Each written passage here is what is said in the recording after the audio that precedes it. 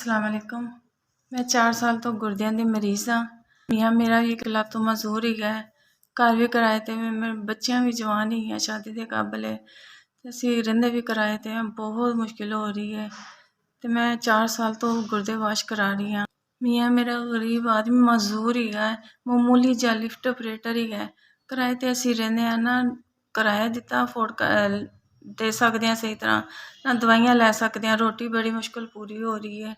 तो बस अल्लाह ताला गुजारा करा रहा है। गुजारा करना बहुत मुश्किल हो रहा है। मेहरबानी करो, मेरे को दवाइयाँ नहीं लेतियाँ जा रही हैं।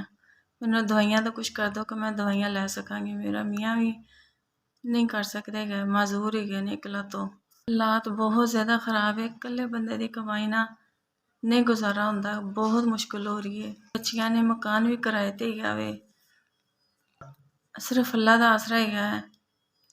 दवाई खत्म हो जाए तो मैं 2-2 4-4 दिन हफ्ता दवाई तो बाजार रही हाँ। दवाई वास्ते मेरे को पैसे नहीं होंगे कि मैं दवाई लैके बाजारों खा सका। मेहरबानी करके मेरिया दवाइयां का हर महीने कुछ किया जाए। मेहरबानी अल्लाह ताला तुहानू सेहत सलामती दे, सदा सलामत रहो। साढ़े वारे मैं गरीबां लोगों की तुसी मदद करते रहो, साढ़े सिर ते सलामत रहो।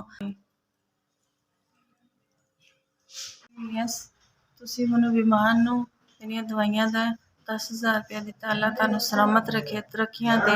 अल्लाह ताला तुहाडे कारोबार च तरक्कियां देवे बहुत ज़्यादा। अल्लाह ताला तुहानू कामयाबियां दे। इंज तुसी वंडदे रहो, दिंदे रहो साडे गरीबां ते। इस तरह ही तुसी सानू मदद करते रहो साडे गरीबां दी। यस तुहाडा बहुत ज़्यादा शुक्रिया। अल्लाह ताला तुहानू खुश रखे, शादोबाद रखे।